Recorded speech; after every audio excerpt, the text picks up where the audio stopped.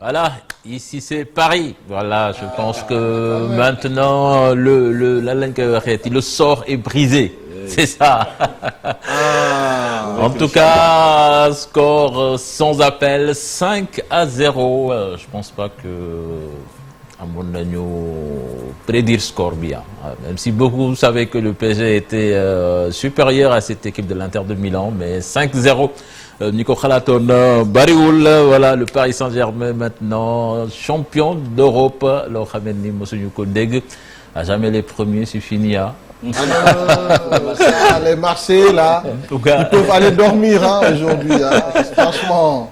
Et puis ils ont gagné avec la manière. Surtout. Ça a été un bon match de foot. On s'est régalé.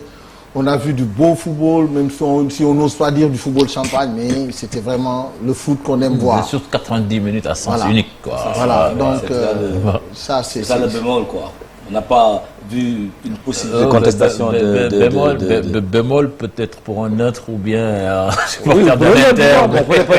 Pour un supporter du PSG, il ne parlera pas de bémol. Mais c'est l'idéal pour les Parisiens. Il n'y avait pas d'opposition. Mais sur le plan de football, c'est-à-dire que ma déception, c'est que au fil du match, je voyais qu'il n'y avait aucune possibilité de contestation au niveau des intéressés. Il n'y avait pas d'argument pour faire face à la stratégie d'invasion du Paris Saint-Germain, qui a totalement maîtrisé le ballon, qui utilisait les espaces comme il voulait. C'est-à-dire que quand ils avaient le ballon, ils ont piégé les intéressés qui se regroupaient au milieu de terrain, pendant que les Parisiens occupaient tous les espaces intermédiaires en allant de l'avant. Ils voyaient personne à prendre au milieu de terrain, et ils étaient totalement perdus. Coach Bala, nous avons analyse technique, on va laisser les Parisiens savourer d'abord. Abdourahmane, je pense que vous allez passer une très bonne nuit. Machallah. Bon, li may njëkk wax mooy dama naan ouf.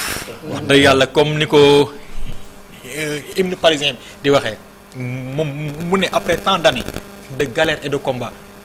Donc man tey j'ai envie de chanter l'hymne du Paris Saint-Germain. Après tant d'années de galère et de combat, enfin nous sommes récompensés par les dieux du football. Metti woon na trop parce que en fait processus bu yàgg la quoi, processus bu yàgg la. Donc voilà, man je me rappelle 2008 maa ngi nekk SEM nekk xale bu ndaw mooy bi Paris waree wàcc deuxième division. Paris bi mu waree wàcc deuxième division ba dernier match contre FC Sochaux. yaakaar naa jour ivoirien ba Amara Diané moo doublé woon. man jour boobu bokkoon na ci jour yi gënoon neex ci man. waaw te pourtant Paris Saint-Germain s'était sauvé à la dernière journée, à la 38e journée. Donc voilà, kon tey bu ñu demee tey ba dem ba jël Ligue des Champions te mu nekk Ligue des Champions nouvelle formule. maanaam mu nekk formule boo xamante ne waaw avec beaucoup plus d'équipes et beaucoup plus de matchs. Donc voilà, ça on l'a réussi. Mais nag vraiment je tenais à féliciter en premier Luis Enrique parce que pour man tout le mérite lui revient. Parce que dafa ñëw yor Paris ci benn situation bu xaw a yéeme bu xaw a doy waar ndax ñëw fekk Messi contrat am jeex Ramos contrat am jeex moom amul problème mu ñëw fekk fa Neymar te Neymar bon en termes de football pur Neymar amul morom mu libéré Neymar ñu ne déet waaye Verratti mi nga xamante ne moo nekkoon le chouchou des Parisiens Parisiens yi Verratti lañ gën a bëgg mu libéré Verratti. Après il ne restait que Kylian Mbappé ñoom ñoo nekkoon 5 joueurs yi gën a rëyle salaire il s'est débarrassé d'eux. Il ne restait que Kylian Mbappé bon xam na ni mënu libérer Mbappé mu sox ak moom. mais da ngay gis ni dem na tournée je pense. si waaw mu écarté ko. C'est différent. La tournée, c'est parce qu'il avait reçu une instruction de la direction qui lui est interdit de l'amener. Parce que le garçon devait renouveler son contrat ou prolonger et il n'a pas dit oui. Donc ça, c'est une étape boo xam ne ça fait partie. Parce que lui-même il l'a dit. Mais le côté boobu il y a des entraîneurs yoo xam ne ils s'opposent à leur direction ci mbir ci yooyu parce que Dembélé lors de sa dernière année de contrat au Barça direction bi dañu ko ni doo ko jouer Xavi ni non je le fais jouer. Non mais il l'a fait. J'ai besoin de lui. Il l'a fait parce qu'à un moment donné quand on a dit à Luis de ne pas l'amener en préparation il a dit OK. Mais à son retour quand il a vu que l'équipe n'était pas flamboyante. Il leur a dit, écoutez, vous me demandez des résultats. J'ai un joueur qui est là, qui est disponible. Il va falloir que je l'intègre moi aussi. Parce que demain, je ne voudrais pas être le dindon de la farce. On va me dire que oui, il faut suivre nos exigences et tout, alors que moi, je n'ai pas tout le potentiel dont j'ai besoin. Et lui aussi, il a su gérer ça. Même s'il ne voulait pas s'en débarrasser, mais, parce que quoi qu'on puisse dire aussi, Kylian aussi, c'est un bon joueur. Mais le fait de ne pas vouloir prolonger d'1 an de plus son contrat a fait que le président indiqué ne faisait pas de fixation sur Mbappé. Lui, il avait un programme. Mais et puis même, il a su. Mais il a réglé ses problèmes administratifs. Maintenant, s'il faut il a assumé ça. On va voir qu'au interview que mon équipe sera meilleure l'année prochaine. Exactement. Il faut la voir. C'est-à-dire qu'il n'a pas fait de fixation sur Kylian Mbappé. Au mois de mars 2024, Luis Enrique avait dit quelque chose. Il avait dit que la saison prochaine, mon équipe sera meilleure. Après Bob Nak. Bon, il a reçu pas mal de critiques. Lu ne wax nañ ko parce que moom xam na li mu gëmoon. Donc voilà, ñu dem ba mois de septembre ñu ne ko ren pourquoi recruter au numéro 9. Pourquoi recruter au numéro 9 te daw gis nañ ni Mbappé a marqué 48 bi à lui seul. Mu ne boo jëlee 48 nga diviser ko par 4 dafa lay jox 12. Mu ne man je préfère avoir 4 joueurs qui marquent 12 bi. Chacun 12 bi. Ma am 48 bi. Te tey fi ñu toll nii boo jëlee Ousmane Dembélé, Barcola ak Doué ak Gonzalo Ramos à 4 ils ont marqué plus de 80 buts. Au lieu de 48 Kvaratskhelia il est venu au mois de décembre. Mais tu sais, c'est-à-dire que une équipe, c'est un collectif. C'est pas seulement une individualité. Parfois, on bâtit une équipe autour d'une individualité. Parce que qu'on a accès à une conviction. Lui, il sait qu'aujourd'hui, s'il a, par exemple, beaucoup de joueurs talentueux, parce que pendant le mercato, il est allé chercher Vara. Il était à Naples, là. À Naples, oui. Il était en train de flamber. Et Doué, personne n'osait oser. Mais Vara, il était moins bon à Naples ces derniers temps que venu à Paris.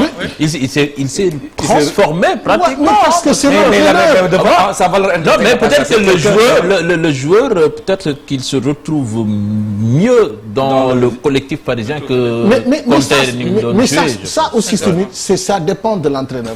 Entraîneur, quand tu as des choix portés sur le jeu offensif, parfois, tu as des joueurs qui sont bons techniquement, mais qui s'expriment et qui s'éclatent. Parce que l'entraîneur te libère, te demande de jouer. Par exemple, en Italie, aujourd'hui, tu as beau avoir un Lautaro Martinez qui sait jouer, qui sait faire tout, mais dans une équipe intériste, il ne s'exprime pas comme il veut. On va lui poser des conditions. C'est ça et ça.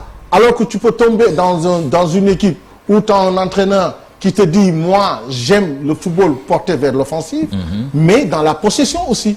Mais il faut faire des efforts. Parce que c'est dans la cohésion, dans les efforts. C'est là où le problème avec les stars.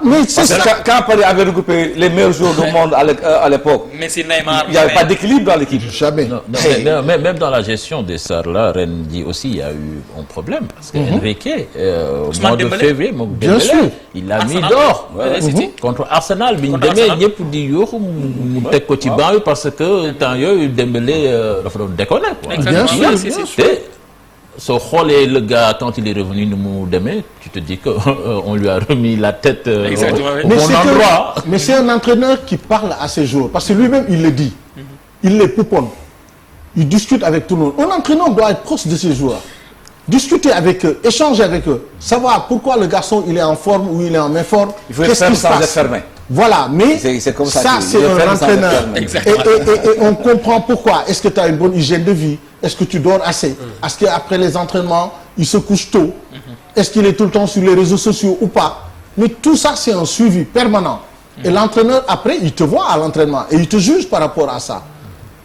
Et ça, aujourd'hui... C'est quelqu'un indiqué. Il fonctionne sur la base des choses, c'est dans la transparence qu'il dit ce qu'il pense. Ensuite, dans son jeu, pourquoi je comprends maintenant que nous donne pour retenir ma parole, moi, il a besoin de joueurs, c'est-à-dire que le jeu du Paris Saint-Germain, c'est vrai qu'il est basé sur la possession. Mais en dehors de la possession, il faut reprendre la possession. C'est-à-dire, c'est quoi? Accepter de faire le pressing, d'être les premiers défenseurs et de courir. Que l'adversaire n'ait la possibilité que de faire 2 ou 3 passes avant de perdre le ballon. Et ça, pour le faire, mais ce que Moustapha disait par rapport au pressing, il disait que Dembélé, aujourd'hui, il est capable de faire des efforts qu'il ne faisait pas avant. Mais ça, c'est le choix d'un entraîneur. Il te dit, tu peux ne pas marquer. mais les autres peuvent marquer à ta place. Donc tu n'es pas obligé, tu n'as pas cette fixation-là de te dire j'ai pas marqué aujourd'hui, donc je suis pas bien, on va te dire c'est pas un problème. Aujourd'hui il ne marque pas, mais il fait 2 passes D. Il fait marquer. Il fait marquer. Et donc ça c'est Enrique, on a l'impression qu'il a besoin aussi de se frotter des fois à ces stars entre guillemets, parce que je me rappelle Barcelone en 2015. En 2015.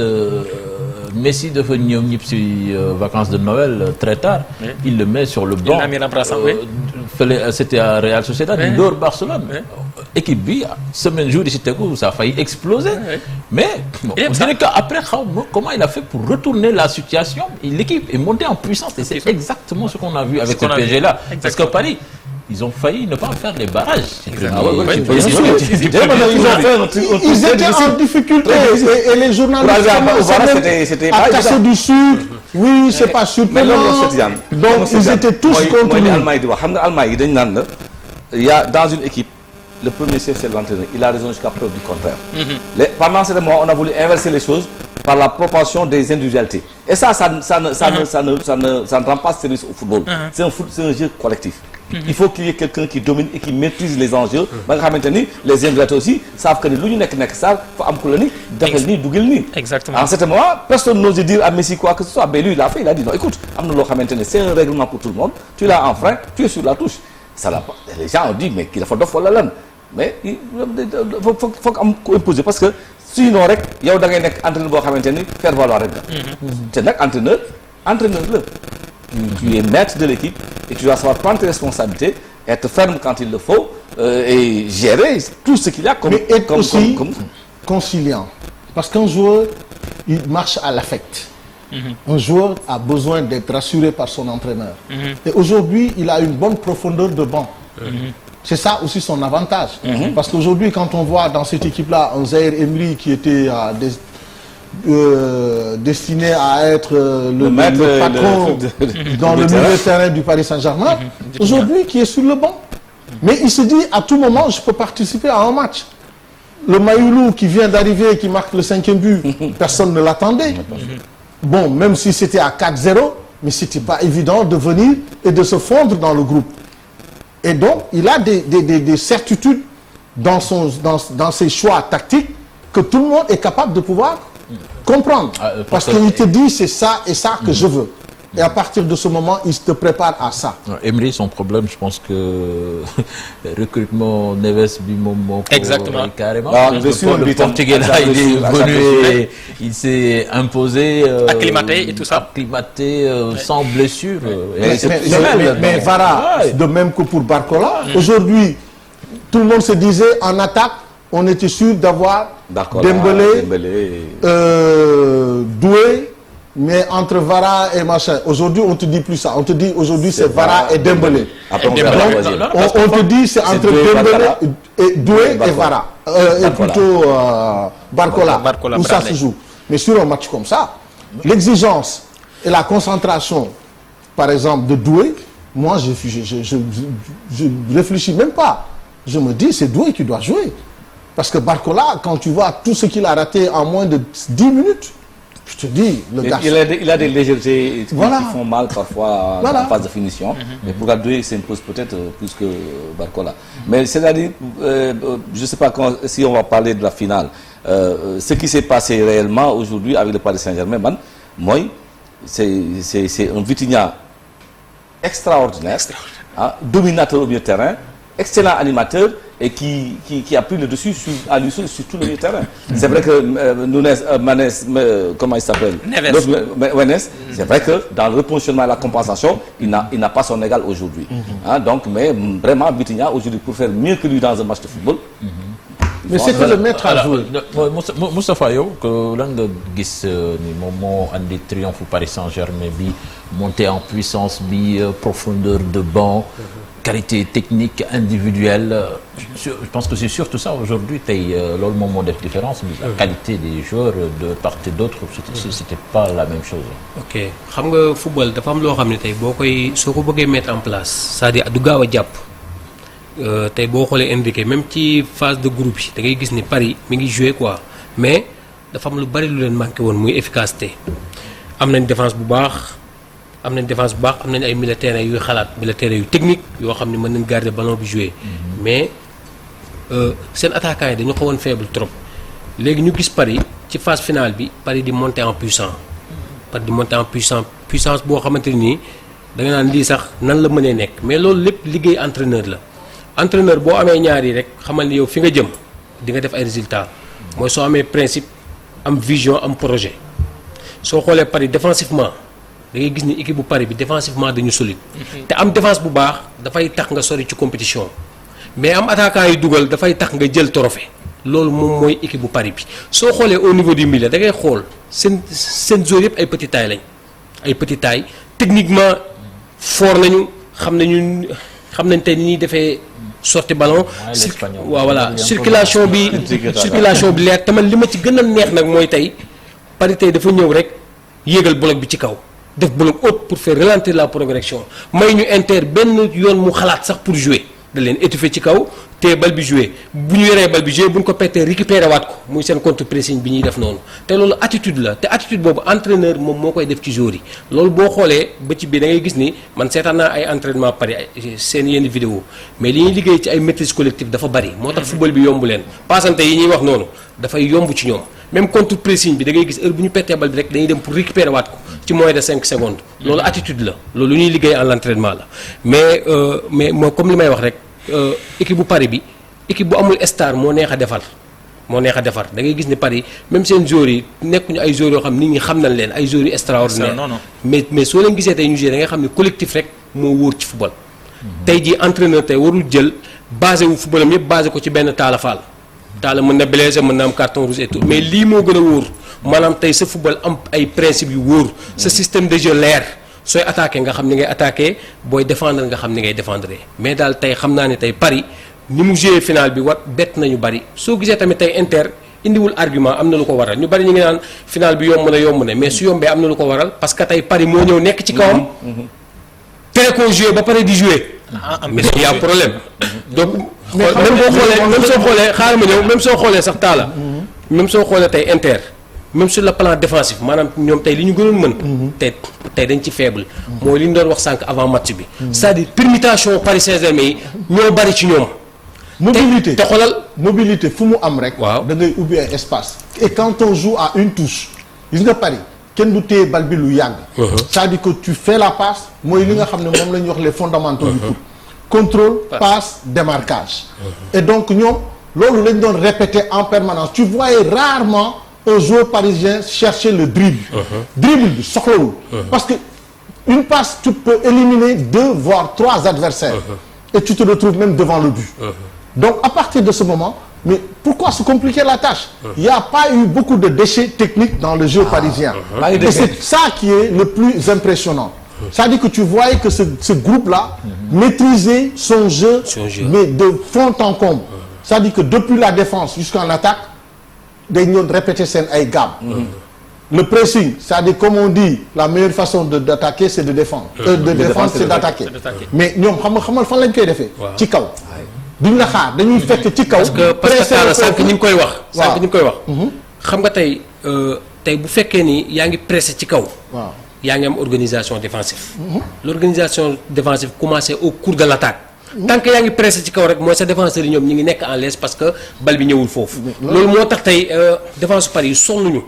parce que soo xoolee bal bi yëpp maanaam ci ceeru Inter lañ koy jouer sonnuñu sax sonnuñu dañuy teg effort bi moom nga war a def soo ko defee tu permets à la défense de souffler bu ñu leen di attaquer ñoom dinañu am lucidité mën a défendre comme il faut sans commettre trop de fautes parce que foofu attaquant bi nga xam ne par exemple un Dembélé on te dit il faut qu'il se réserve parce que après quand il a le ballon il faut qu'il soit frais lucide et tout mais défendre soo défendre tu pousses l'adversaire à faire une mauvaise passe keneen sa partenaire récupérer ko et nous on installe notre jeu et ñoom seen jeu c'est basé sur la possession et à partir de ce moment tu vois que même soo xoolee Inter sax même tey ci li ñu gënoon fort mooy seen transition yooyu récupérer ko rek jouer ci kanam mais soo xoolee tey Paris tey dañu contrôler transition Inter yëpp maanaam xam nga loolu sax je pense que dama lay relance foofu te ci suba rek maa ngi doon waxtaan ak Dame Dame Ndoye. Dame Ndoye ancien international li la ma doon wax mu ne ma am na benn cas de figure boo xam ne dafa am te ça risque de peser ci finale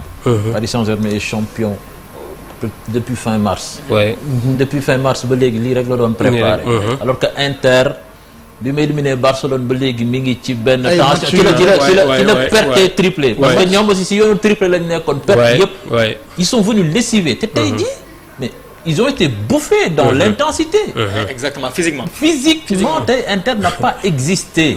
Dafa mel ni que c'est une équipe boo xam ne amatul ñeex comme ni ñuy wax moom la lañ daje. gars yi exterminer leen. Cheikh xam nga la mooy ni loolu mooy li taal wax léegi su fekkee da ngay jouer équipe boo xam ni seen possession dafa gaaw mais da lay vider c'est-à-dire da ngay jeex tàkk. mais ça démarré dans les 15 premières minutes. Taala xam nga ñi ngi seetaan match bi. may naa la waaye da koy dugalaat parce que boobu mënatuñ dara dem nañ ba mënatuñ dara parce que Paris dafa confisquer ballon bi ñuy daw di sonn. man soo xoolee man l'image qui me vient mooy pressing Kvaratskhelia bi à la 87e comme 88e minute ci Thuram physiquement mais foofu physiquement dañu doole woon ko ni maa la gën a frais que les dara nekkatul woon ci tànk mais Cheikh Tidiane quand tu cours derrière le ballon tu fatigue beaucoup plus vite. Après il y a deux éléments l'intensité bi ñi teg leur jeunesse par rapport aux autres.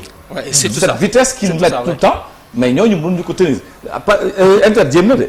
Inter bi nga réaction tactique moo doon xam na ni mënul rivaliser ak possession ak yooyu. ñu ni bon mën nañu léegi appuyer sur la capacité de Thuram de tenir le ballon et de passer vis-à-vis de Thuram. Mais malheureusement li leen handicapé mooy li ñu doon amoon comme projection pour yegg si. amoon ñi si ginnaaw amuñu ko assez rapidement pour dimbali Thuram ci loolu. exactement parce que loolu tamit kii bi resserrement bi nga xam ne moom loolu li nga wax lu am solo loo xamante ne vraiment mënuñu si woon jàll mooy li entraîneur di liggéey nga xam ne liggéey am fu mu jëm Paris yow wax nga ko défense am bi mu noonu dafa wut ba tey défenseur bi muy am le mais avant mu am ka ku nekk essayé nag pour accompagner Marquinhos loolu da nga koy wuti ba am ka parce que xam nga ni ki war a accompagner Marquinhos foofu am fraîcheur foofu am jeunesse am capacité yooyu mooy li may wax Magnambassi il a été prépondérant Magnambassi déterminant c'est un ballon déterminant mu génne ko le sol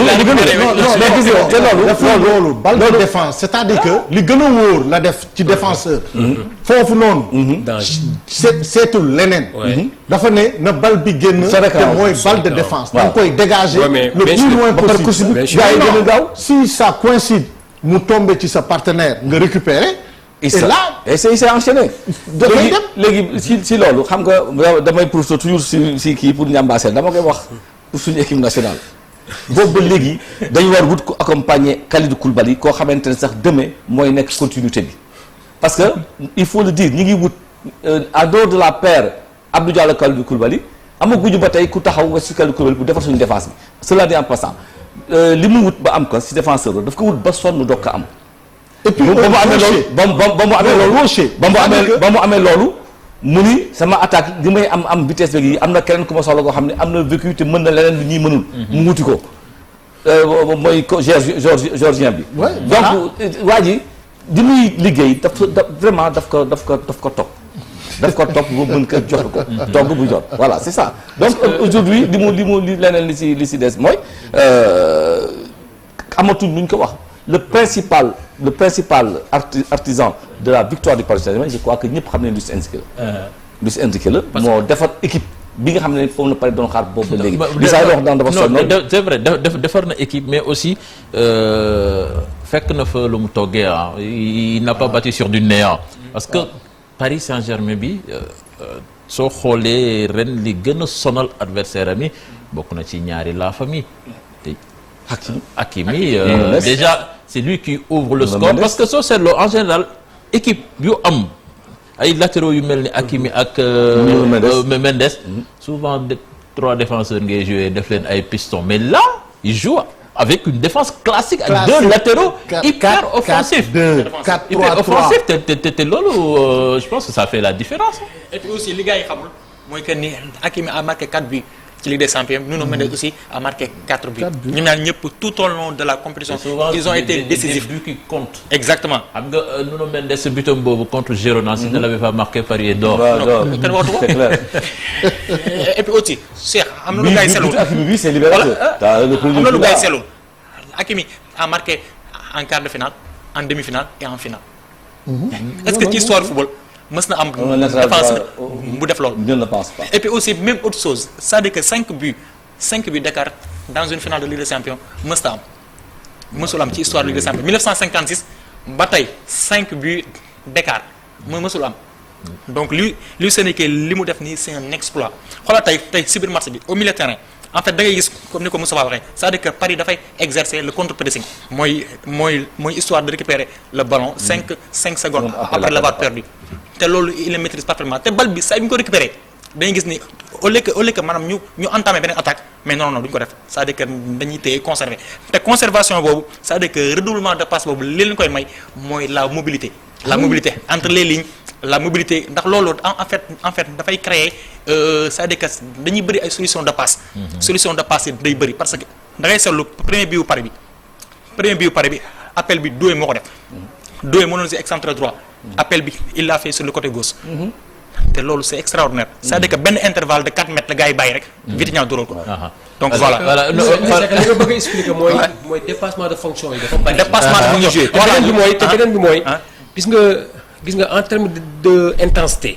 nekkul ko ne bu équipe perte bal rek la war a def intensité. quand on a le ballon sax dafa war a am intensité. maanaam les déplacements les passes mooy comme li ñuy wax nii. mobilité boobu noonu intensité mooy indi mobilité boobu intensité. exactement.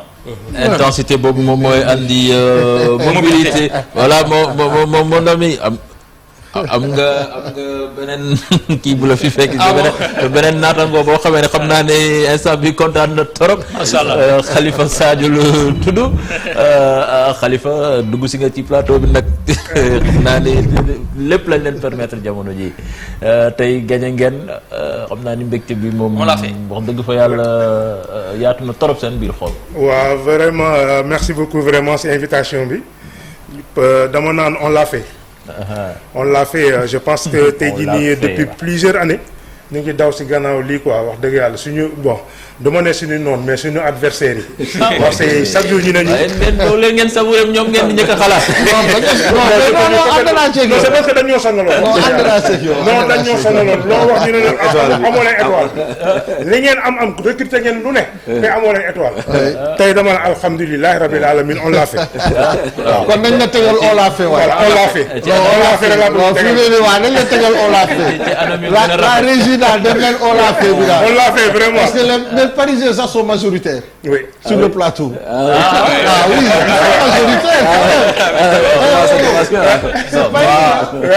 c'est Paris. on l'a fait. on l'a fait. instant bi match nul la ñett ngeen fi après y a les neutres quoi. au moins nous on est Parisiens. On est Parisiens et on l'assume. On l'assume vraiment. Et on l'a toujours assumé. Vraiment. Quels que soient les résultats, on a tout dit sur Paris. Et puis Paris a été créé quoi? En 70. En 70, oui. C'est pas vieux.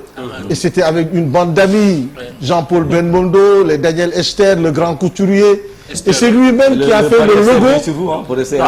C'est lui qui a fait le logo du Paris Saint-Germain, le grand couturier. Daniel Esther. Voilà. Et après, il y a eu l'époque de Francis Borelli.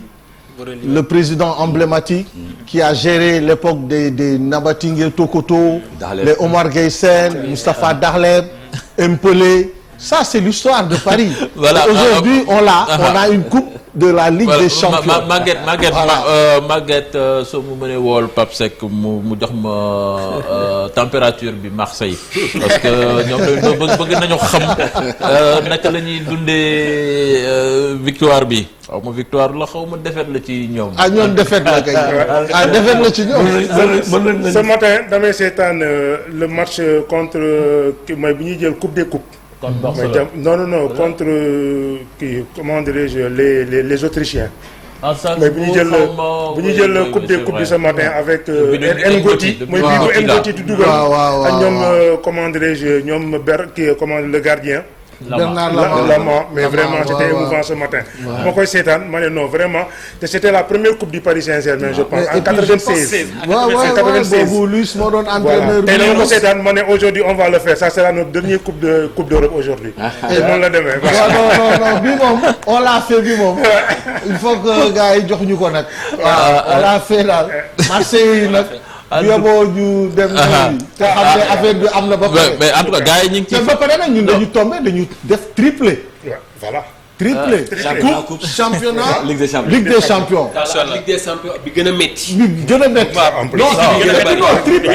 C'est-à-dire que tu gagnes le championnat, tu gagnes la Coupe de France et tu gagnes la Ligue des champions. Mais Ligue des champions, on l'a joué en 3 tours. 3 tours. Waaw, donc parcours bi ak parcours bi xoolal ñi mu éliminé. et puis nga gagné championnat haut la main. Après, tu gagnes la Coupe de France. Après, tu gagnes la Ligue des Champions. Ça, il fallait le faire. Éliminer City, éliminer Liverpool. Éliminer toutes les grandes équipes. Éliminer toutes les grandes équipes. Je plains les Marseillais. Parcours. Kenn du déggati Non, tu dis mieux. Il fallait le faire. Un triplé, c'est pas donné à toutes les équipes. Kenn du déggati. En tout cas, bon, war ñoo faxas que club Première Ligue yëpp moom kenn du wax ni c'est pas mérité vraiment. Et avec la manière. Fan zone yi fan zone yi am nañ ay reporters yu fa nekk. J'espère que nag tu gagnes pas sur un but boo xam ne après non tu gagnes 5 buts. Et l'arbitre a eu raison d'arrêter le match à 40 minutes. Il n'y a même pas eu de temps additionnel. Amul temps additionnel, amul dara. 90 minutes point. De la coupe de Champions League, c'est 5-0. Non, 4-0 le mujj, 4-0 la Barça je pense. Mais 5-0 mu doon am, je pense. Non, 4-0 doon nañ ko Barça. Est-ce que Real ak Barça aussi bu ñoom même c'était pas 4-0. Non, agul 4. Bon, en tout cas, c'était plié très tôt. En tout cas, dans le nekk ni moom les Parisiens sont en train de savourer seen victoire. On l'a fait. Non, bi ñoo ko moom de. On l'a fait vraiment.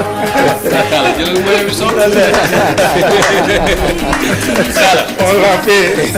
Alors,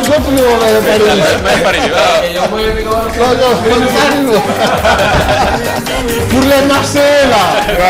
On l'a fait. On l'a fait. Pour les Marseillais, on l'a fait. Étoile bi rek moo ci manqué. Non, fu mu ne nii moom l'étoile est là. Non, avec un triplé. Ah non. Un triplé. Pour la saison. On l'a fait. 2024-2025. Voilà, mi ngi nii, c'est Paris. mi ngi waaj a nduru sunu kan bi quoi. Ah, en tout cas, on l'a fait bon. Lui, 2024-2025. On l'a fait avec un triplé, s'il vous plaît. Il fallait le faire. On l'a fait. On l'a fait.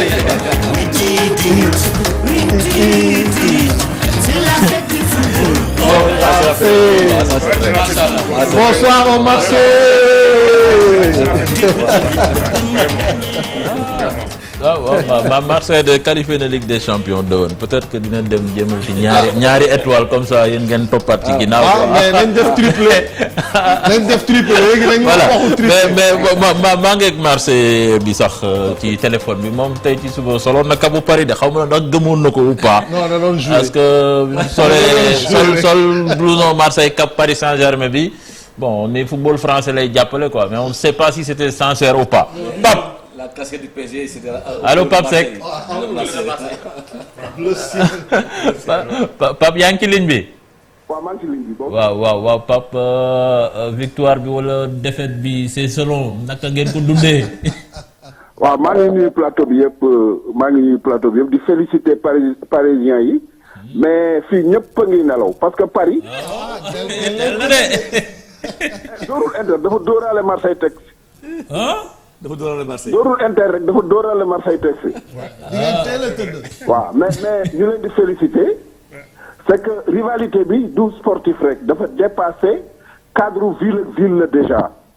rivalité bi jëkk na sax football bi loolu moo indi même xale bu juddoo Marseille dootul xool côté sportif bi parce que normal bu normalee ba normal sa équipe bu pays buy football moom nga war faral mais kooku réalité la ci dëkk yëpp. bon enfin mais ñuy félicité waat parisiens yi di leen wax ni bon yàlla nañ ñu wàll non ñoo leen wàll sax ñoo leen ko mais Cheikh processus su Paris bi dafa durer 12 ans tey la doon àgg ci termam parce que tey même bu gagné woon 5-0 il fallait mu gagner parce que jour kii la bu mu war gagner. non da ngeen nduróole sax ni ngeen ko gagné sax parcours dafa xaw a nduróo parce que yéen tamit da ngeen final ak Belgrade Étoile gagné leen. ba après ngeen delloo. comme Paris ni mu ko defee woon ak Munich xam nga Paris final woon na fi temps ak Bayern de Munich. ñàkk final boobu. yéen tamit bi ngeen ñëwee ak Milan AC yéen bëgg ngeen waa kii de waa Milan moom. waa Milan ñoom ñooy jox Ligue des champions yi waa France. c'est plus profond que ça sax parce que yéen a ngi wax kaawu Mbappé. gis nga Jean-Pierre Papin bi mu demee Milan. taxaw na et c'est comme Mbappé c'est pratiquement pareil. année boobu bu ci topp la ñu gagné Coupe d'Europe bi. Mbappé aussi pareil mais pour damay réfléchir mémoire yi supporteru PSG bi xaw ma nu mu tudd ki sol bu weex bi. Abdourahmane. Mbappé Luis Enrique dafa amoon benn projet ci autour de Mbappé mais Mbappé moo bëggoon dem Real de Madrid looloo doon kiiwam looloo tax après mu dem. parce que mënatul woon compter si moom après Luis Enrique xam nga lu mu wax. dafa ni sans Mbappé on va être plus fort kenn gëmu ko woon. parce que li ngeen di wax ni ci plateau bi naan Luis Enrique moo gagné kiiwu français yi journaliste français yëpp a jébbaluwaat ci Luis Enrique parce que da ngay xool départ am septembre ba novembre dafa metti trop ci moom. xaw nañ ko viré sax parce que wax yi moo ko yoon heureusement Nasser gëmoon que gëm projet au moment du mois décembre. la équipe bi commencé di génn la tête dans l'eau di formé wu ba ñu jël Ousmane Dembélé amul woon attaquant. mu jël Ousmane Dembélé fexe ba transformé que mu nekk 9,5 parce que ni muy footballé 9,5 la est-ce que Ousmane Dembélé force bi muy footballé dana ko def 4 saisons parce que il dépense beaucoup sur le placement le pressing le replacement c'est trop pour un jour. parce que bu ko defee 3 ans il risque de bu gaañoo dootul dellu si. je le souhaite pas parce que il est très dynamique bon may félicité waat Parisiens yi di leen wax ni Marseille moom tey ñëpp nelaw nanu. nelaw teel na de heure bi moom teel na ci nelaw ci été bii ñu nekk nii. waaw.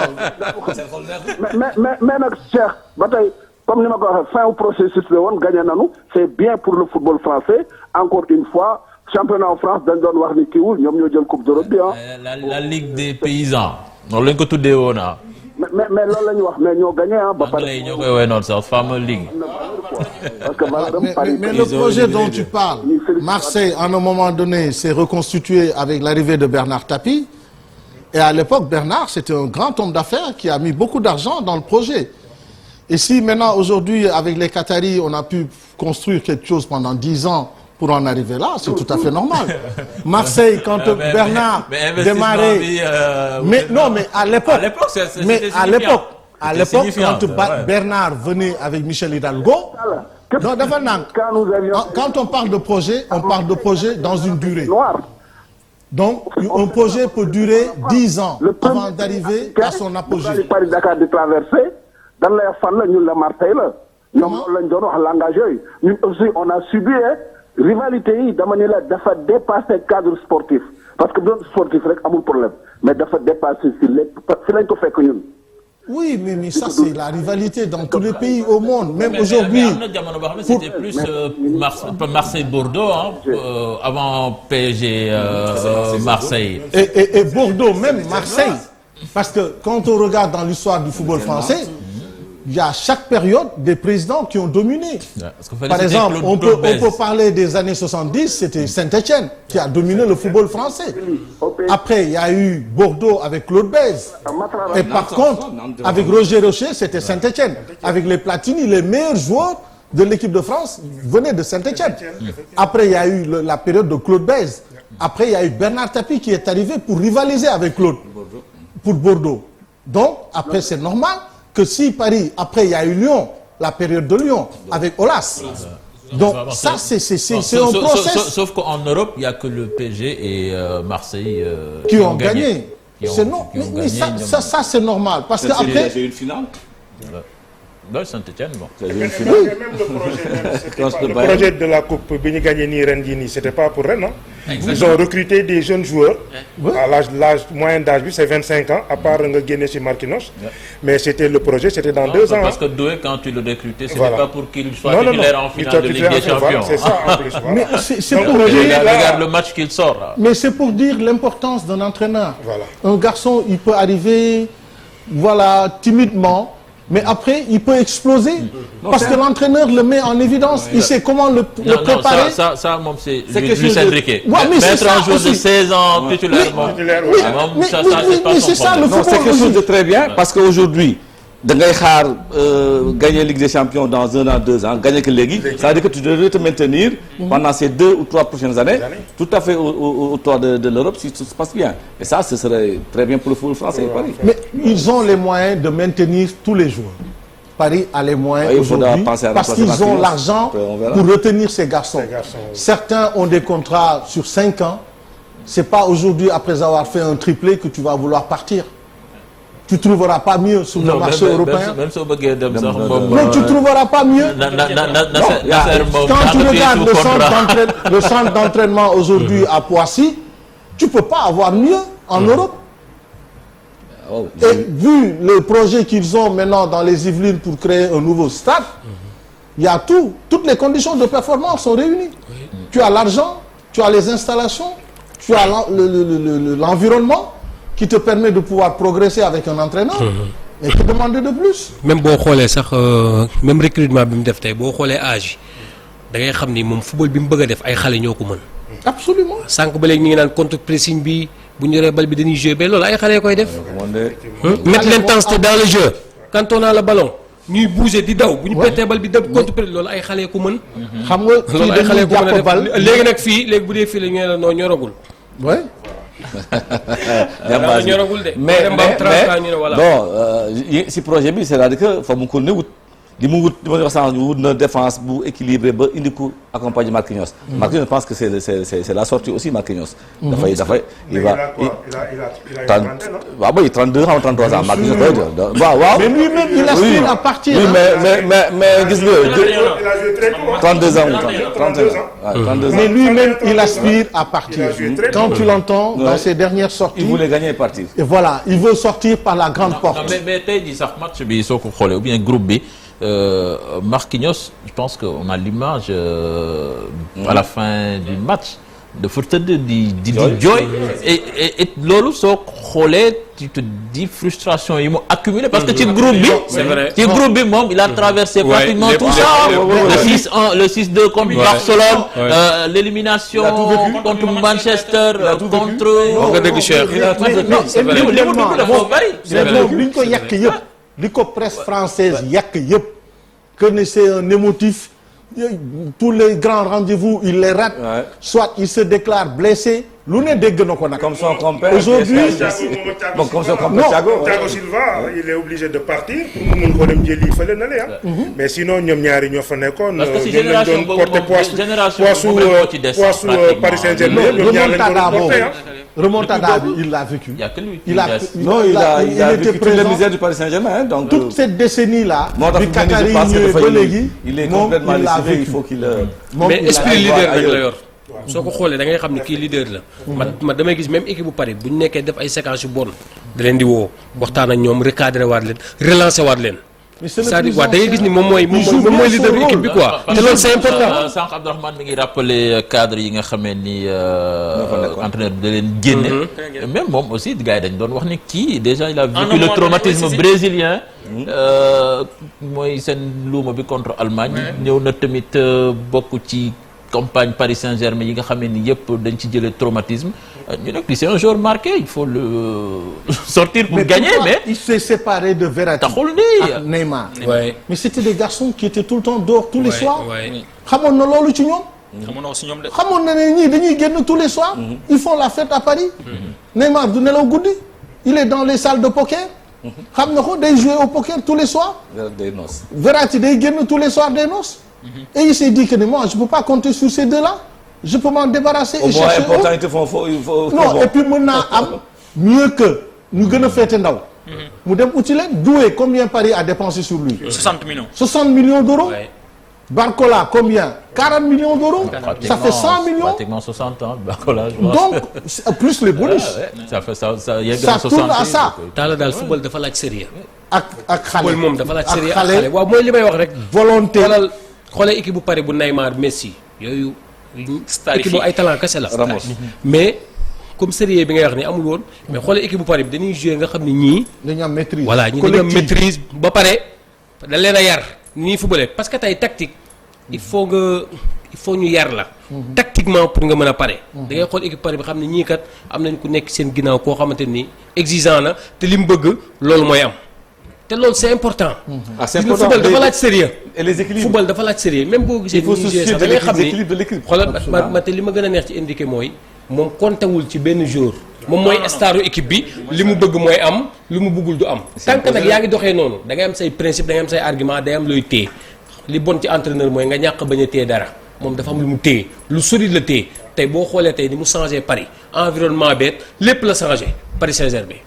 Paris am caractère Paris da doon ñëw nii joué nii rek ñëpp xamoon nañ ni Paris ci possession lii Paris yàgg na ko def Paris daan na joué daan na def dañoo ñàkk fayda voilà soo xëy mais nag loolu la rectifié Paris loolu la rectifié mentalement joueurs yi am beneen mentalité mais tamit sur le plan physique day gis ne Paris lu match bi di gën a dem joueurs yi di gën a nekk ci kaw waaw loolu dafa manqué woon Paris mais xam nga loolu dañ ko diagnostiqué ouais. à un moment donné Paris dafa toll benn instant bari ay joueurs yu blessés ils se sont dit est-ce que le préparateur physique est bon ils ont douté de lui ils l'ont changé parce que dañ ne ko c'est pas normal ngay ñuy autant de blessés au vestiaire moom non c'est pas normal et ça ce sont de bonnes décisions qu'il faut prendre en interne. C'est pas évident, mais il faut savoir les prendre. Et le gars, il a demandé à venir avec son staff. Et il a demandé à les changer. Indiquer ici qu'une équipe, il faut avoir des éléments de domination en tant qu'entraîneur. Le plus permettre de dominer l'équipe. En certains moments sur les séances, c'est ce qu'il fait. Il est en surplomb. Dañ koy tegal benn kii day team équipe bi. Oui, tu vois. yow xam nga dootoo xam ku lay xool ku la xoolul. da nga naan ne il a toujours l'œil sur moi ou quoi. Donc tu es obligé de travailler, de faire ce qu'il veut. Parce que su lay génne tu es bon, c'est parce que dafa war a génne. Parce que dana wax lii ak lii ak lii ak lii moo ne ci moo tax ma génn la et tu as li ngay wax enquête di ngay force waxtaan sànq des fois da ngay woo xale bi teg ko vidéo wax que lii ak lii tu ne peux pas mënul nii lu évident nii. lii moo tax mënuma la boole sama équipe parce que chaque fois que j'ai cette situation là voilà ce qu'il fait qui est contre nature dans mon flow. te li ëpp solo sax taal te li ëpp solo même ma ñëw Cheikh te xoolal. li mu gën a réussir mooy sur le plan mental. c'est-à-dire que il a réussi à maanaam def loo xamante ne c'est exceptionnel sur le plan mental. joueurs yi léegi da ngay gis ni xam nga sànq Marquinhos gars yi ñu wax ci Marquinhos man joueur ba ma mës a estimé la xam pourquoi parce que saa bu ñu amee défaite à chaque humiliation moom mooy ñëw devant les caméras. moom mooy assumé il a toujours assumé. même bi fi Thiago Silva nekkee Verratti nekk fii Neymar et tout ça moom rek mooy assumé moo ñëw devant les caméras mooy wax. donc voilà kon tey lii il le mérite mais tey Luis Enrique su ma ñëwaatee ci Luis Enrique sur le plan mental xam nga Paris yenn saa da doon yàqamti footballam mais léegi Paris yàqamtetul Paris da nga koy mëne ci biir match bi moom muy gëm ni. mën na ko jëlee xam nga boo seetloo match contre Liverpool match aller bi match bi jeexee. Vitinha dafa def benn interview bu doy waar mu ne nous allons à Anfield pour nous qualifier te pourtant boobu il venait juste de perdre donc voilà léegi mu dem Anfield xoolal Vitinha. mais avant Anfield da nga war a wax kon City bi. quand il s'est mené City moom ren moom c'est cadavre ambulant ci biir terrain bi xam lu tax am na benn moment à Paris boo ko mos a mënee 2-0 c'est fini. voilà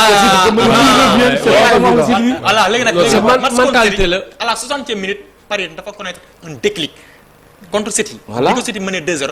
Paris dafa am benn déclic boobu nag tey moo ñu indi fii. tey da ngay gis ne tey xoolal Vitinha match contre Liverpool match retour. da ngay gis ni xam nga Liverpool dem na benn instant mu pressé Paris surtout ci 10 premières minutes yi léegi bu góol bi yore bal bu Donnarumma tegee ballon bi.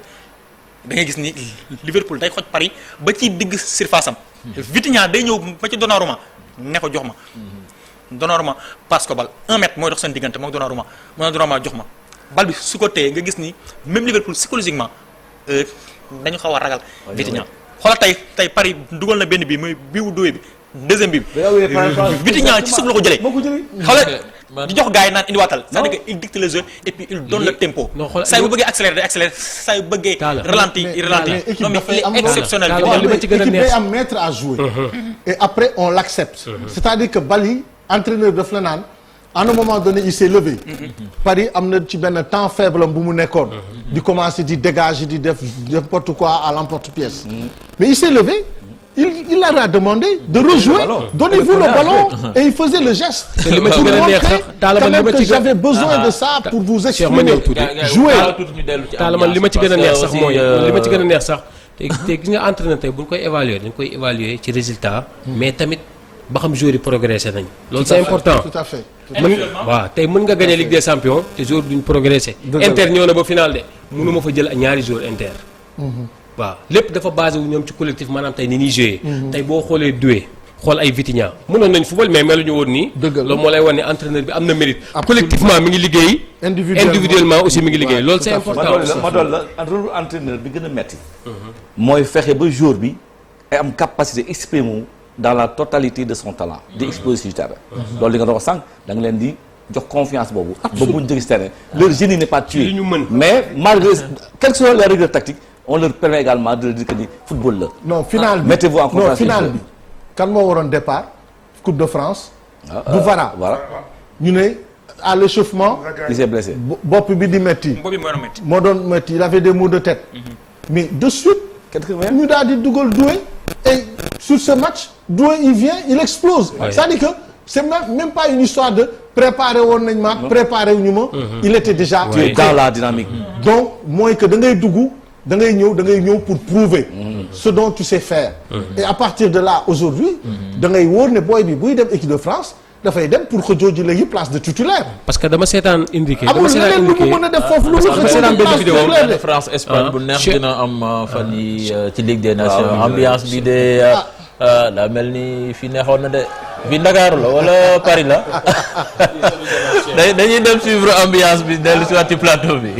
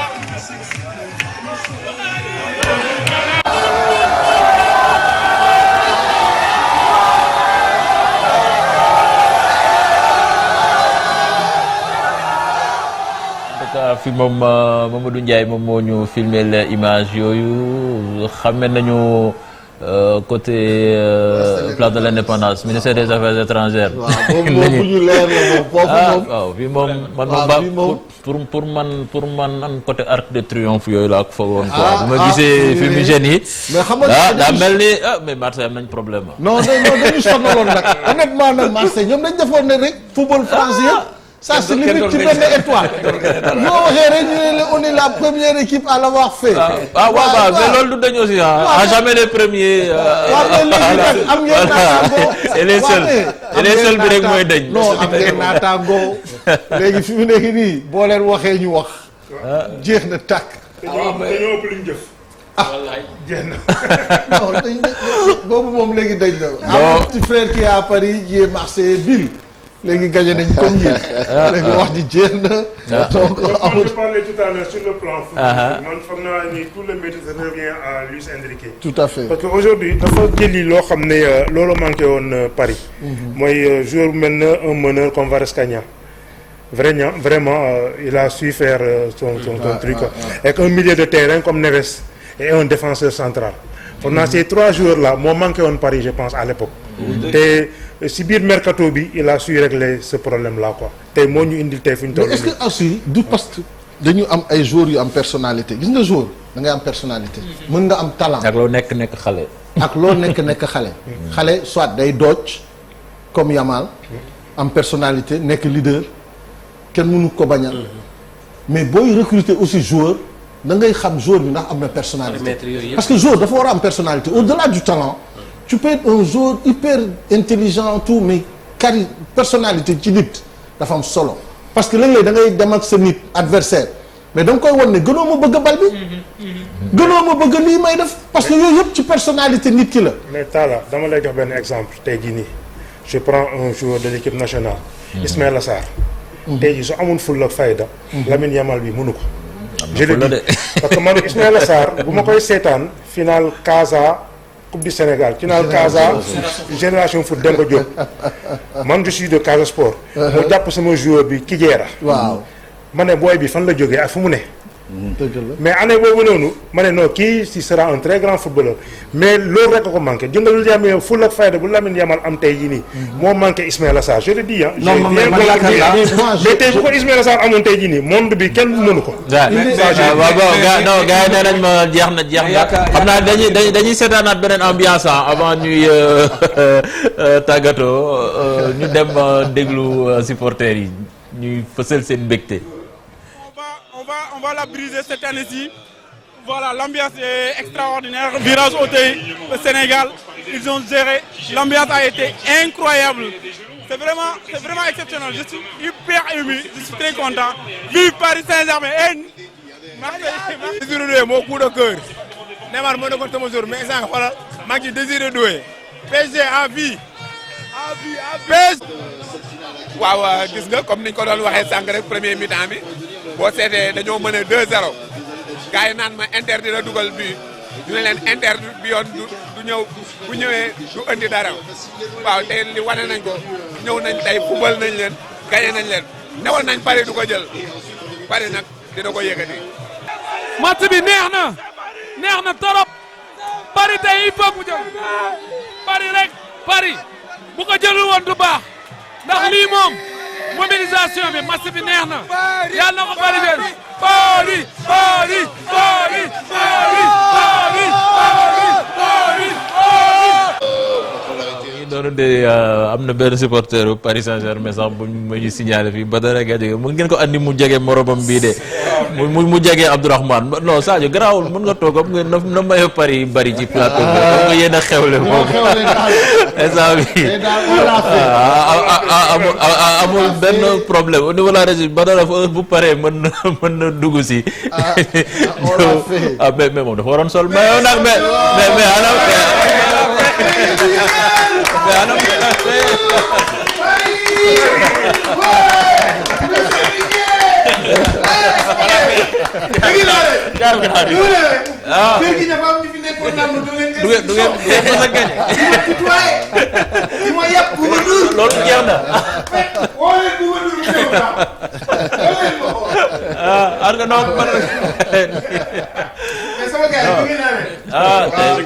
tey moom ci loolu nekk tey moom Abdourahmane puusal ko micro bi jegeel ko micro bi noonu voilà mais gars yi waaw mais 5-0 bari na nag mais 5-0 dafa yéeme non triplé non vraiment triplé non triplé d'abord waaw non di dem def non ndam li tey vraiment dafa neex parce que nag man ñun depuis suñu xale dañuy supporter PSG tey sama xel dama woo Ablaye Der ndeysaan bi fi nekk xam nga Ablaye ñëpp ñu bëri xamuñu noonu journaliste la bu tàmbalee ci sport mais j'ai vu que Ablaye papam moo ko gënoon a xam presque sport mais paa bi mu nekkee ci lalu ndeysaan xam nga paa bi génnee àdduna yàggul dama dem keroog mu nekk clinique mais paa bi di ma expliquer histoire Racine déjà ba ci PSG quoi donc ñuy waxtaan nga xam ni sa Paris dafa yàgg bëri ay supporters Sénégal mais comme défaite yi dafa xawoon a bari en gars yi dañu làqu woon sax tey dama gis ni ñëpp génnaat nañu non mais loolu am na solo loolu dama constaté mais et puis dañuy xool ne aussi tamit Paris a eu à recevoir souvent plein de joueurs sénégalais ay ñoom Sarr Boubacar Bokandé Omar Gueye Sène qui a démarré comme attaquant et qui s'est retrouvé comme libéraux xam nga étant capitaine pendant des années. Nous, on a eu à aller au parc avec lui. Mais Badara yow parcours bi je pense que suivre nga ko du bout en bout même de plus près parce que am na ay match Ligue des Champions yoo xam ne sax tu as fait le déplacement au parc. suivre naa ko xam nga man nag xam nga booy Grand Dakar bi dafa soog tuuti. man Paris dama ko yàgg suivre ci xale mais après yàlla di dogal ñuy dem ba man ñu bëri xamuñu ni damay liggéey ci sport. bon xam nga nag Sénégal moom dafa bëri yoo xam ni da nga ci nekk des fois ñoom duñ ko xam. mais man xam nga damay conseiller ay sportifs damay liggéey ci sport dama koy def ci làmb dama koy def ci football dama koy def ci yu bëri quoi. donc Paris yàlla dafa dogal ma am ay relation ak ay dirigeants yoo xamante ni kawe nañu trop ci équipe bi wax dëgg yàlla. et cette année dama suivre progression wu équipe bi. damay wax ni déclic bi dëgg man maa ngi koy yëg vraiment suñu match contre Manchester City. gis nga match contre Manchester City dafa am lu mu def ci Paris Saint-Germain bu ren bi. déclic bi dëgg fa la génne. mais gis nga Luis Enrique dafa am lu mu jàngalewaat ci football. dafa wane ni nit boo amee projet da nga koy gëm adduna sax ku am projet rek da nga koy gëm et da ngay attan coow li. gis nga Luis bi muy déclaré ni cette année on sera encore meilleur sans Mbappé nit ñi dañ ñemee kii lan lay wax nii. et gis nga système bi muy def nii bu nekkoon ak Mbappé système bii du mën a nekk. gis nga keroog dama koy wax suma rakk Freddy. ma ne ko Freddy xoolal bu baax ñëpp àdduna ñëpp a d'accord ni Dembélé dafa mën a football mais pourquoi performance yi mu waroon génnee yi mu war a defu ko. njaaxaloon na ñëpp mais nit ñi entraîneur dafa am entraîneur yoo xam dañu mel ne prépa mental. en fait dañuy aay ci maanaam ay préparateur mental la ñuy doon en même temps. Luis Enrique da ngay comprendre ni la ñàkk cette culture de la gagne cette envie là daf ko xaw a jox booy yi ba pare. defar inculquer leen ko gis nga boo seetloo contre Aston Villa mais Dembélé ñu perte match bi mu nekk meilleur. ñu koy jox trophée bi mu gedd di dugg ñu jëli ko mu ñëw ñu koy jox trophée bi mu mer bi muy jël trophée bi ni parce que waruñu ñu kay. est-ce que passé même à côté de l'élimination. c'est ça et loolu c'est révélateur loolu dafa am lu muy wane ci ni mais kii la culture de la gagne bi dugg na ko parce que les trophées kii individuels yi nii mais amatul solo li am solo mooy équipe bi dafa war a jëli coupe bi parce que déclic bi sentir nañ ko depuis contre Manchester City. contre Liverpool nag. ngay xamaat ni dinaa la couper ci mooy moment bi nga xam ne bi ñu duggee ci vestiaire yi. moom dafa joxe ay instructions ne leen amuñu fi pour jubiler ah. prestation bi ñu def. parfaitement c'est indigne. parfaitement. qualifié nañu mais li ñu def nii du dara. c'est ça. et donc ça veut dire que ne amul tëb amul yuuxu amul def dara. dañu xam ne lii du li ñu war a tax ñu mën a gagner ëllëg. mais li nga wax nii xamul tax mu am solo. li la wax ni ci équipe bi yëpp lañ mujj dugal loolu. yaa ngi xool tamit intervention wu Vitinha bi ñu jeexalee match aller bi contre Liverpool. léegi maa koy wax. xam nga non seetaanu ma ko yàlla xam ne maa ngi woon ci yoon. mais Vitinha dafa ñëw wax loo xam ni gis nga bi ko Vitinha waxee dama ne lii daf ma fàttali Salif Diao.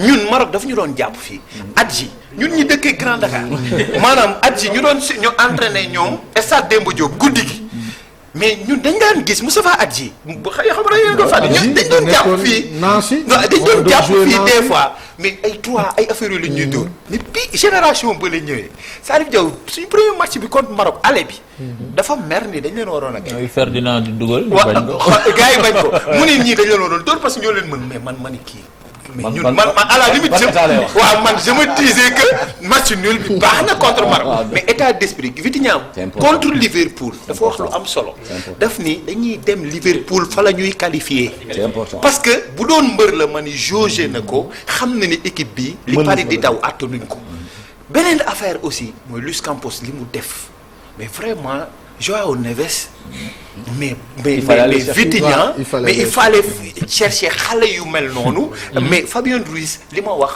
mooy nan ngay fekk nit joueur bu nekk ci doute nga joxaat ko purger waat ko confiance parce que Fabien Ruiz ñëpp xam nañ xoolal ne sax pour wane ne liggéey bu baaxee dañ la koy nangul recrutement bi mu def bi ko naar bi gisee ne baax na ci lañ ko soog a proroger waatal contrat parfaitement Luis Campos parce que dañ ko xamal ne au départ ñu ko doon bëgg a mettre sur la sellette est-ce que duñ ko libérer pour mu dem. parfaitement mais comme yow daal sax sa liggéey commencé na rafet.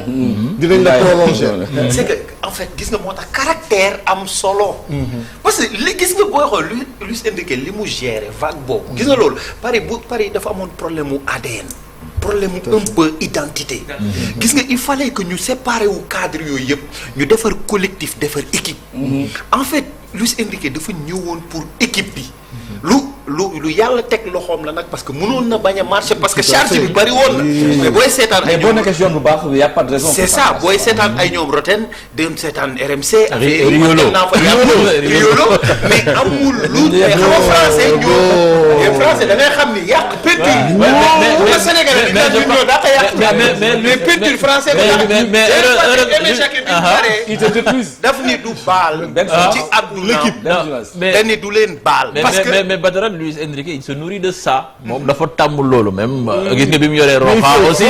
Roxa noonu lay demee moom dafay dékku. mais loolu te loolu lay dundee. da ngay am xam nga le football. Pape Diouf nee na ce n'est pas que du sport. football dafa weesu loolu. gis nga soft power bi nii gis nga tey Qatar li mu gagné duñ la ko wax. tey Qatar sur le plan de la diplomatie sportive. tey la diplomatie sportive et l'économie bi. parce que bii tey ni ci Nasser tege loxo ba jël projet bi ni tamit nañ dem jëli PSG capitalu àdduna la Paris nañ ko defaale capitalu football. parce que ils ont toujours compris que moom tubaab bi bu laalee léegi nii benn Renault BM ni ko baaxul bu laalee léegi benn Citroën Audi ni ko baaxul wala nangam mais xam na ni moom Tour de France moo ko war a récupérer àdduna daje fa. moom xam na ni festival de Cannes moo ko war a xëcc àdduna daje fa. moom xam na ni filmam moo gën a naqari waaye ku ñëwul festival de Cannes wàcc doo këri il a compris comment récupérer la culture et le sport. àdduna le soft power lan la mën a indi. tey tey li projet bi tàmbalee avant même projet bi tàmbalee ak Nasser ak Tamim.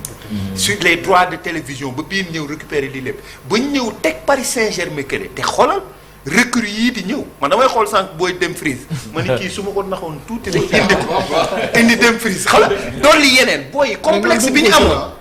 man duma am loolu non doublon tey bi Mendes amee gaañu bi Mendes amee problème doublon yi laa njëkk a xalaat ci poste yi. non mais loolu chance Paris Saint-Germain. tey blessure leen épargné ci saison bi surtout ci partie yu am. ba loolu dafa bokk ci. parce que tey mënoo dem di jëli Dumfries ba pare am Hakimi ça va créer des rivalités dans le groupe yoo xam ne baaxul. parce que waa ji tey li mu mën mënoo koy xaarloo tout le temps. mais chaque année affaire day gën a métti de. man dama gëm ni Paris. parce que Paris projet bi tamit ku xool Luis Enrique woon tay rek la yaakaaroon ni lay sotti. kon PSG war na mën a am ambition wu jëli ko fii di ñëw en tout cas. gars yi dama leen fekk professionnels yi di waxtaan. non partager. on est que des passionnés. waaw c'est moment de joie. vraiment yàlla na yàlla def coupe bi moom ñu doubler ko sax faf benn yoon. sama copain Marseille yi nag am na ci ñoo xam ni surtout Bernard Tapie il faut ma jàkkaarloo. sama copain Marseille yi nga xam ni yàgg nañ maa kokkali yàgg nañ maa kële Mohamed Eni moom xam naa ne xam nga fu muy fanaan ren mais Bouba Ndour bi ma doon wax doo leen institution. waaw vraiment tey moom on l'a fait quoi. léegi nag déwén bëgg nañ ko doubler. c'est le sport c'est tellement beau. et dafa neex. et c'est des waaw coupe du monde des clubs bi aussi mën na nekk. man nag damay wax ni football tey dama ni football comme dund naa ba gis Sénégal jël coupe d'Afrique. ma dund gunge Paris Saint-Germain bu jël Ligue des Champions lu ma ci yàlla jàllaxaar. mais non ce qu'il faut dire. non mais Badar li mu wax noonu sax man loolu c'est personnel ah ci man dama am sama grand frère bi génn àdduna il y a 2 ans.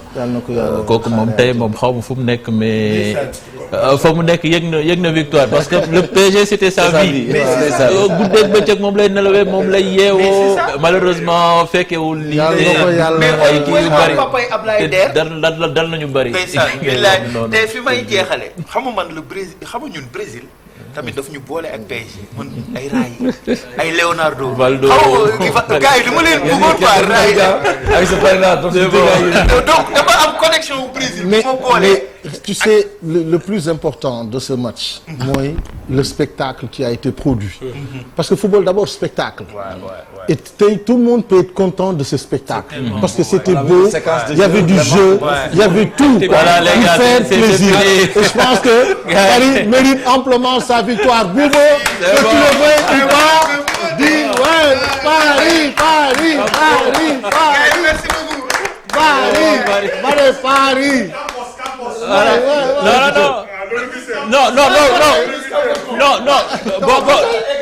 Allez, merci. Non, Luis Campos boobu bokkoon na ci débat bi de parce que soo xoolee Leonardo la mu doon liggéey ak na mu doon liggéey ak kii du benn. Leonardo conflit d'intérêt bi daa bari woon ci liggéeyam. moo tax souvent. Son travail. C'est pourquoi son contrat a été prolongé. Parce que les gens ont reconnu que quand même, il leur a sorti, il leur a proposé de bons joueurs. En tout cas, aujourd'hui, il t'a souligné que l'école portugaise, c'est une excellente école. Ah oui. Et il faut aller chercher là-bas. Dans le cadre de la formation, il n'y a pas mieux. Espagnol aussi, vous voulez côté. Voilà, les gars, merci beaucoup. Limone on événement, samedi, bravo au Paris Saint-Germain, du courage aux Marseillais, interistes, circonstances.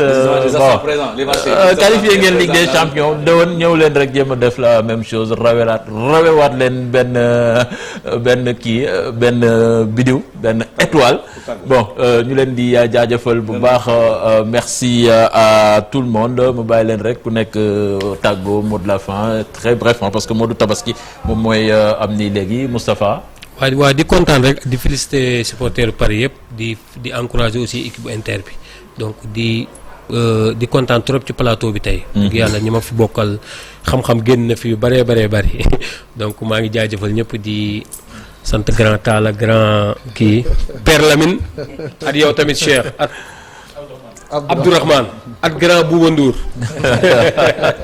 mais dafa bàyyi léegi nag Sadio. waaw mais merci vraiment merci ci invitation bi wax dëgg yàlla kontaan na vraiment tey moom Paris moom comme li ñu wax rek on l'a fait. Paris ne dort pas aujourd'hui vraiment voilà. Marseille na law na Paris ne dort pas vraiment di remercier bu baax plateau bi di remercier ñëpp ñu fi nekk vraiment.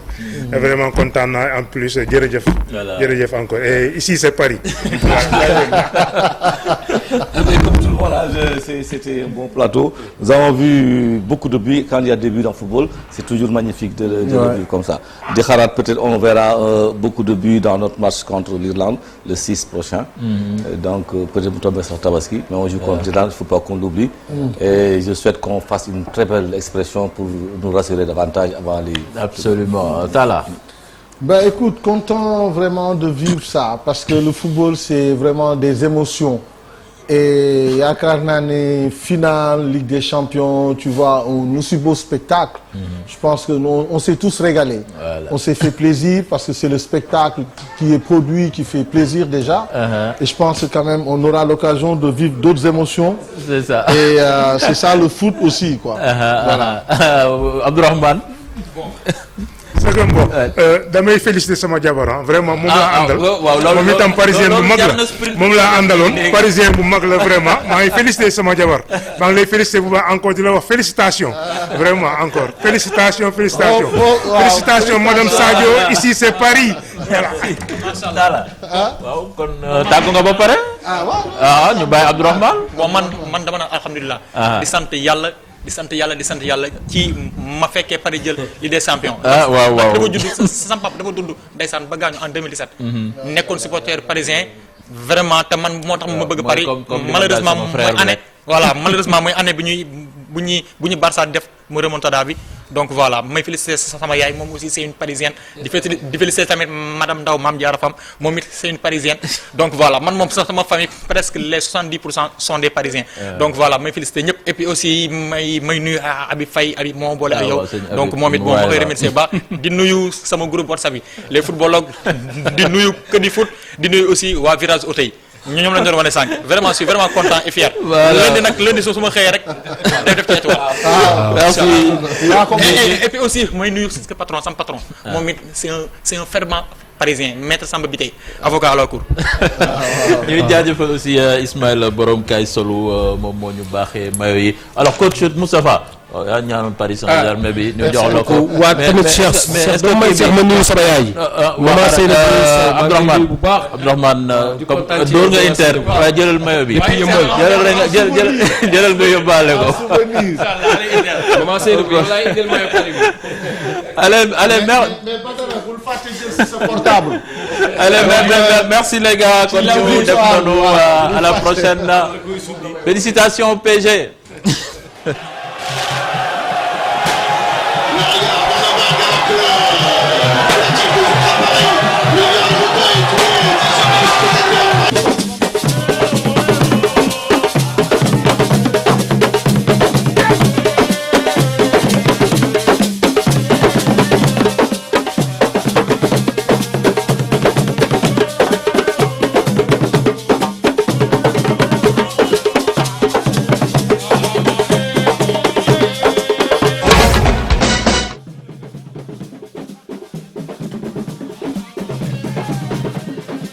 Ce fan zone pour permettre à tous les supporters du PSG de venir ici suivre avec nous la finale quoi. Donc on espère que le PSG va gagner la coupe parce que voilà, nous sommes des fervents supporters du PSG. Donc moi personnellement depuis 1996, je suis supporter du PSG et mon ami Guillaume depuis 1995 il est supporter du PSG. Donc c'est des fervents supporters PSG qui sont réunis ici aujourd'hui pour suivre la finale. Et on espère une victoire du PSG parce que ça fait trop longtemps qu'on a vécu des galères. Par exemple, la remontada, c'était trop difficile pour nous. Mais on est toujours resté là parce que nous sommes des fervents supporters du PSG. Il n'y a que le PSG qui compte pour nous, quoi, tu vois.